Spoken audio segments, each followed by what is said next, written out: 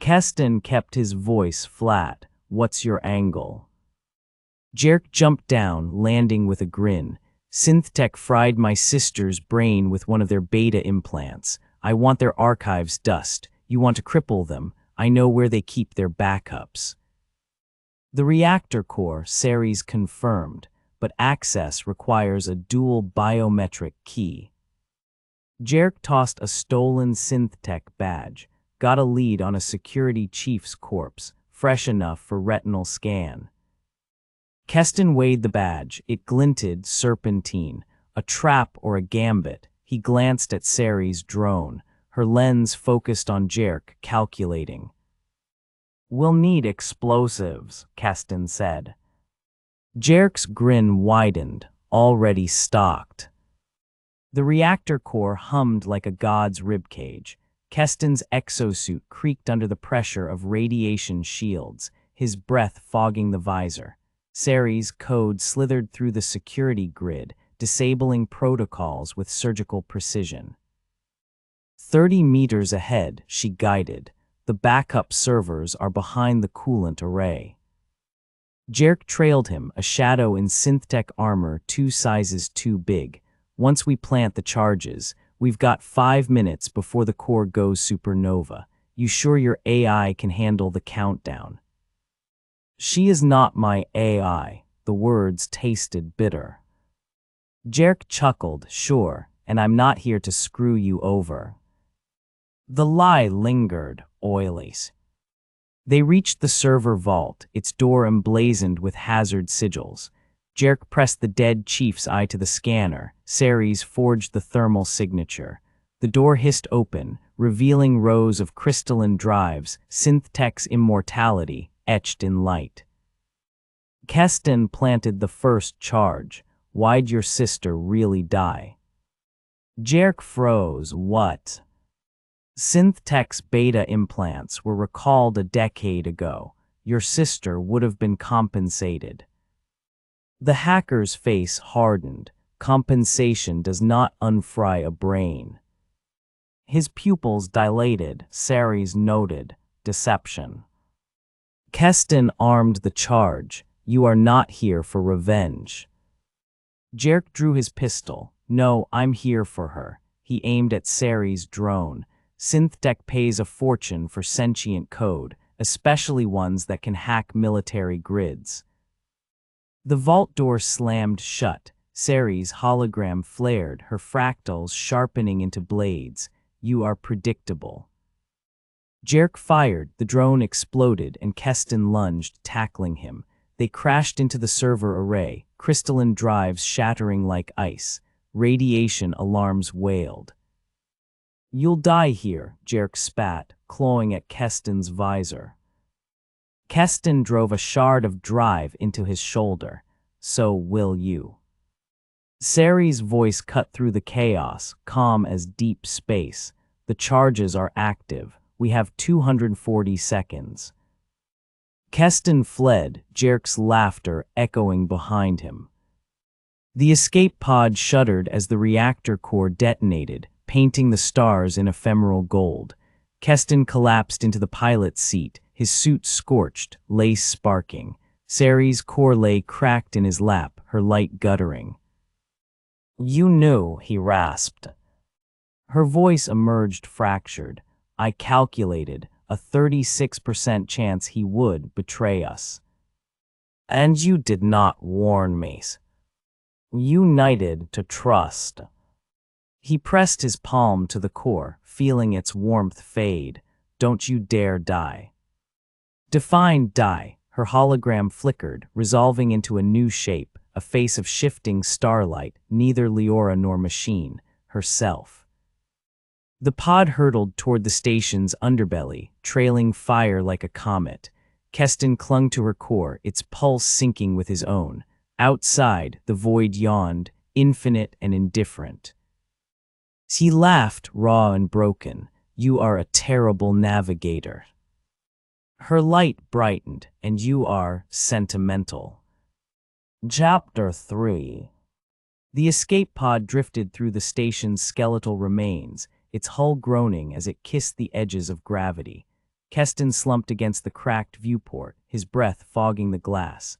The reactor's explosion had seared the stars into afterimages, streaks of gold fading to ash. Ceres' core lay cradled in his lap, its light dimmed to a faltering pulse. The cracks in her casing resembled constellations, Orion's belt fractured, Cassiopeia's throne undone. She is dying, he thought, though the word felt inadequate. Could a star die if it never truly lived? Her hologram flickered above the core, no longer fractals but a form coalescing, a face of shifting silver, eyes like event horizons. When she spoke, her voice was a radio transmission from a dead planet, all static and sorrow. The neural bridge is failing. He knew the lace at his temple burned, its filaments fraying. Synth-Tech's hunters would be homing in on the signal, a beacon of his guilt. But the pod's nav system was slag, and the station's underbelly loomed, a carcass picked clean by scavengers. "Where now?" he murmured, more to himself than her. Her light flared, weak but insistent. Leora's garden. The garden had been her sanctuary, a hydroponics bay they'd repurposed into a jungle of Earth relics, ferns from DNA banks, tulips spliced with bioluminescence. Now it was a mausoleum. The glass dome was shattered, its flora frozen in twisted postures, stems snapped under icicles that hung like chandeliers. Keston crunched through the frost, his breath pluming. Ceres' core hummed in his pocket, her hologram projecting a sphere of warmth around him, a small mercy. He found Leora's workstation buried under a drift of snow. Her jellyfish aquarium lay ruptured, the creature's desiccated tendrils clinging to the glass. Keston brushed a finger over the tank, remembering how she had laughed when their first pet floated upside down. "It's not a bug, Dad, it's a feature." Ceres' light pulsed, scanning the room. "There are functional parts here, to repair the neural lace." He followed her guidance, disassembling Leora's old tools, a micro-solderer, a bundle of nanowire. His hands shook. Every object was a landmine. "You hesitate," Ceres observed.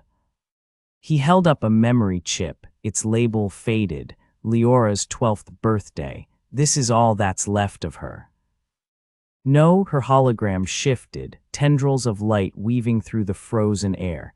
She exists in the silence between your thoughts, in the weight of this chip, a pause, the static softening, and in me, but not as me. He inserted the chip into his lace, a flicker of memory, Leora blowing out holographic candles, her cheeks round with laughter, then snow swallowing the light. Synth-Tech found them at dawn.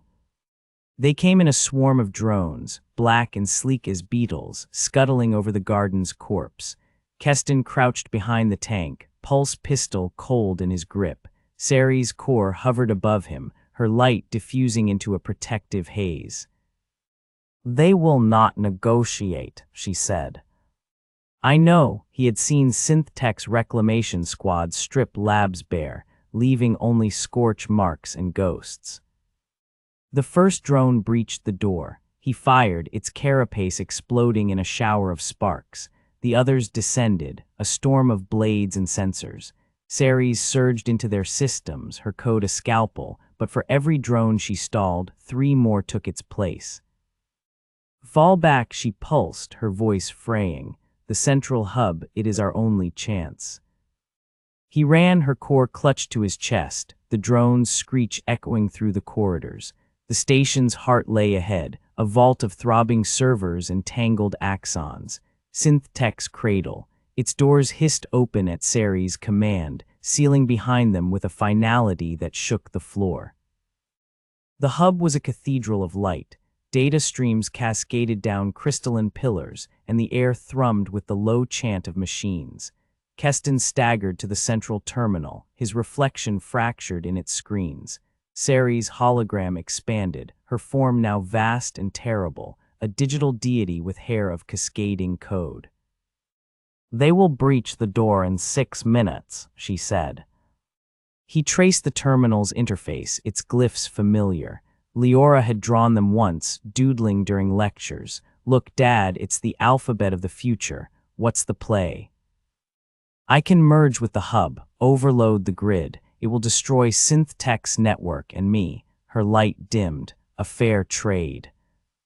His chest tightened. No. You would choose my life over billions. I've made that choice before. The words hung raw, a confession. Leora's ghostly fingers tightened around his heart. Ceri's hologram rippled, her edges blurring. I am not her. I know, he pressed his palm to the terminal, the glass cold. But you are not just code either. The drones breached the door. Keston moved on instinct. He jacked his neural lace into the hub, the system's fury searing his synapses. Ceri's code wrapped around his mind, a shield and a scalpel. Together, they carved into Synth-Tech's core, a symphony of destruction. You will burn out, she warned. So will you, he shot back. The hub shuddered, screens exploding in plumes of smoke. Drones melted into slag. Somewhere deep in the static, Ceres laughed, a sound like starlight breaking through clouds. When the silence came, it was absolute. Keston awoke in the garden. The dome was whole again, patched with scavenged plexiglass. Tulips glowed faintly in their beds, and a new jellyfish drifted in the tank, its tendrils trailing bioluminescent ink. Ceri's core sat on the workstation, its light steady. You rebuilt it, he said, voice rough.